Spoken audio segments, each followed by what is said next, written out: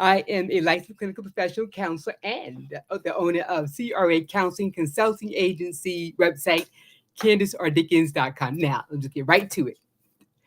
I had a recent conversation with someone, and we were talking about what it means to be neurodivergent. Now, for anyone who doesn't know what neurodivergent means, it means your brain operates differently. So you could be neurodivergent and be classified as having attention deficit disorder, being autistic, dyslexic, or having any brain issues that cause you to operate differently, to remember differently, to hear differently, to process differently.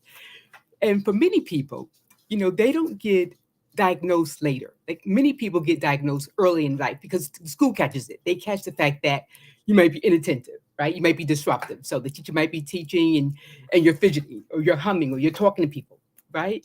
And you're not able to focus. So you might need extended time to take exams or complete papers, right? And for some people, they daydream, so they miss a lot of chunks of information. And not all, for a lot of people, it gets caught early in elementary school when kids have to do higher learning processing, like reading books, interpreting what the books mean, or they're so disruptive, right, and impulsive that it causes them to have some negative consequences, like being written up, being being written up, being expelled from school, or they're having socialization issues where they're concrete and they have difficulty making friends. They have a flat affect. They're not quite sure what's socially appropriate to say or to do. So they're flagged early in life. Now, but there's one group that gets diagnosed over 30. This group is very compliant.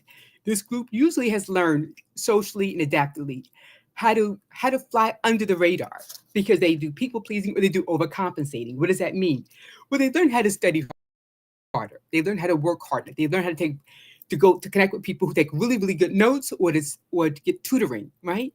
But they're not disruptive. They're not impulsive because they're the people who don't want to get in trouble. They don't want to bring shame or dishonor to their families or to themselves.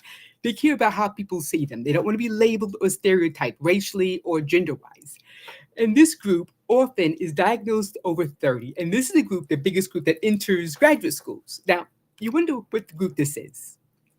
It's my group. It's the group that's African American females who are over 30. They're diagnosed later in life. And because they do so well and are high achieving, what does high achieving mean? High achieving does not mean rich. It means that they're goal oriented. They create all these goals, all these standards they try to complete. And for a lot of people, they'll say, well, does that mean that they're educated? Sometimes not. But they're always working on a task. They're always working on something. They're goal oriented to the detriment of their own health. So they'll focus on making sure the kids are good, the house is clean, to the detriment of them being exhausted. But they'll focus on the goal and figure out other ways to compensate. They'll drive on empty, but they'll get there, but they'll be burnt out. And maybe they have to push that car, but they'll get there. They're the ones who will say, I don't want to sit with my boss in it, but they spend all night reading everything, reading it twice, 3 times, studying things, doing the extra work, doing the extra assignments because they don't want people to think that they're less than. They don't want people to think that they're not enough. And that's just not just African American people, but for a lot of neurodivergent people, the message they get from other people, and I'm watching Bill Cosby, the message they get from other people is similar to the message that Mr. Cosby gave to Theo. You're not applying yourself enough. You're just goofing off. You can do better. Slow down. Stop moving so fast. Are you reading what you wrote? The negative messages that place the blame on them, that makes them feel like they're not enough, that shames them, because when you shame someone, you lower them down, right? You create a message. You're not good enough. You're not doing something enough. You can do better. It's your fault. And because it's your fault, you have ownership and responsibility to fix it, right? So what does someone who's high achieving do? Because their fear is being an imposter. Their fear is being found out. Their fear is not being enough. Their fear is being labeled, right? Especially if you're from a historically marginalized group where people have labeled you as you're from that ethnic group that does extremely well, so you can't bring shame to the family. You've got to do extremely well. Or people think, oh, you're lazy because you're from that other race and ethnic group.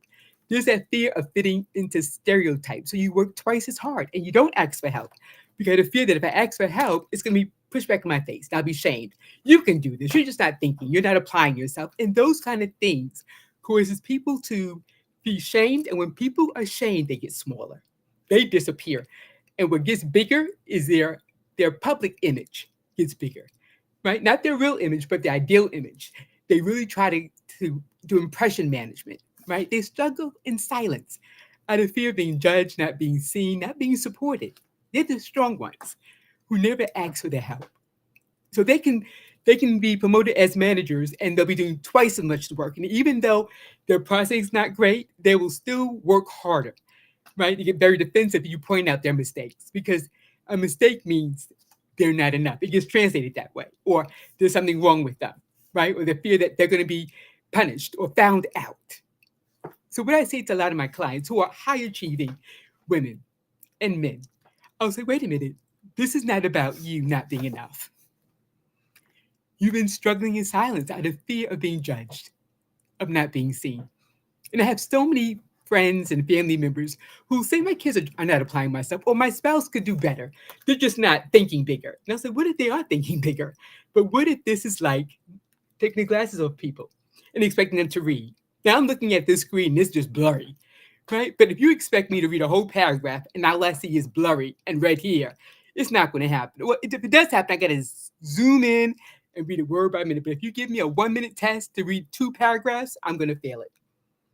And if I fail it, it becomes a personal failure. And the personal failure also often looks like an identity failure. I'm a failure, right? Identity is about who I am, not what I do, but who I am. And for a lot of high achieving people who might be successful, which are the strong ones, they're the problem solvers, they don't get permission to fail, not publicly. And they beat themselves up privately. And they suffer in silence.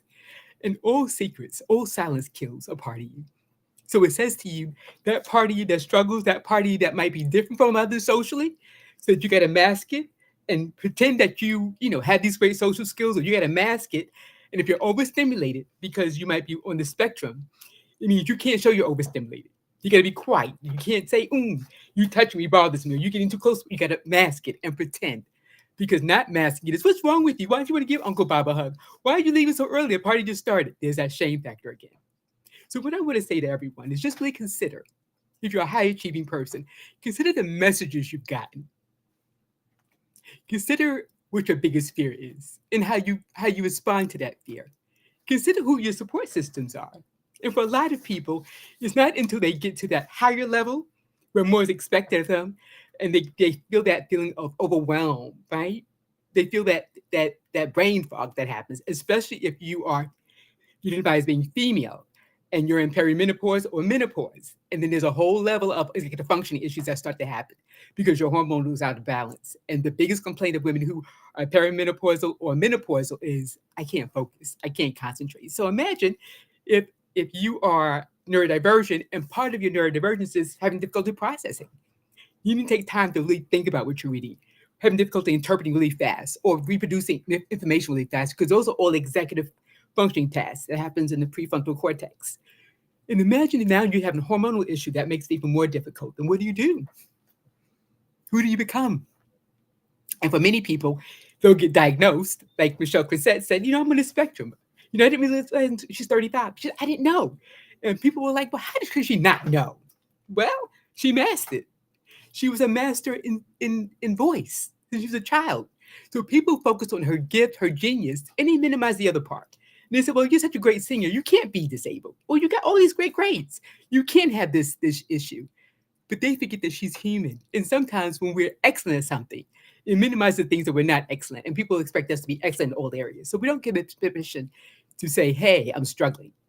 Or they won't diagnose us because we're doing so well here, right? But what they don't look at is now totality about how we're showing up, what we're struggling with. And because there's shame, it makes us silent. We lose our voices. And you might be using this voice to speak for everybody else, since you're the role of the hero, the leader, the fixer. You might be this voice, and you might be in graduate school, and you're afraid of saying, I'm struggling with these papers. I don't know what's happening because I can write, but I don't write well.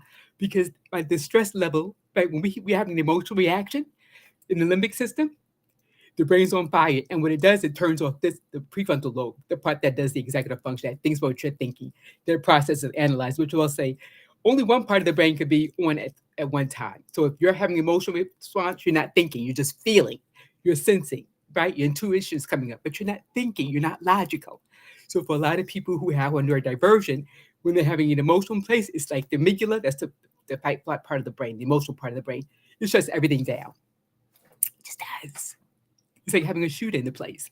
If there's a shooter, you're not thinking about, I wonder what kind of gun he has. I wonder, if he's trained in military combat. You're not thinking, you're running, you're hiding, right? So when you get scared or depressed or anxious or angry or overwhelmed by the multiple tasks you got to do, because if I'm writing a paper, I got to read, interpret, process, and then put out creative work. If I'm leading a meeting, I've got to organize my thoughts. I've got to think about the agenda in relation to the company's goals. I've got to do all of that stuff. If I'm at home, I got to manage all these people in my house, including my spouse, perhaps, or my partner. I've got to do all of that. And all of that requires executive functioning skills. And if you are having a hormonal issue, or you're having menopause, that's for the men, your body is shifting, it's going to cause you to be functioning differently. And people will criticize, like, what's happening with you? You used to be so sharp. There's a shame.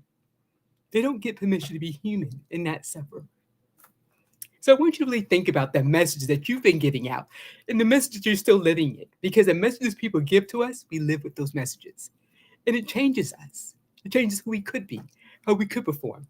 For most of us, when we do to get diagnosed, like Michelle said, we think it's like getting glasses. Okay, now I get the diagnosis, the medication, everything's fine.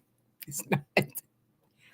Because what they don't realize is that just like you are a child, you need accommodations. You need to be able to take breaks during the workday. You need to take breaks in school. Just like you're a fifth grader, you can be in graduate school and you need breaks and extensions. You need all those things to happen. But once we get a diagnosis, we treat it like it's a diagnosis of having a toothache. I'll just use medication. But you need a whole system change so that you can breathe, so you can process, and you can have the same equal playing field as everyone else.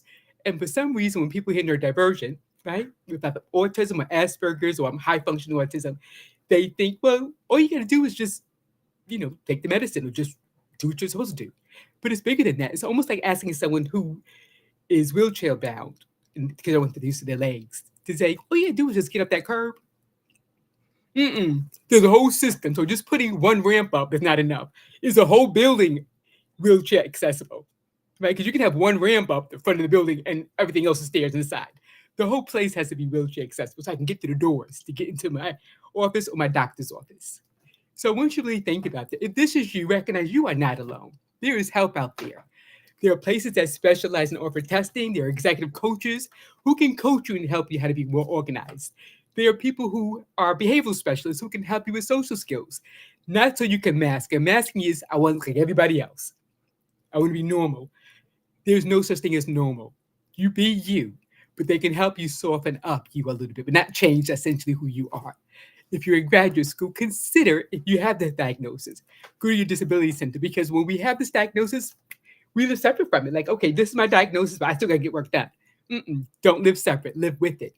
Create a world around that so that in the future you might need to benefit from that.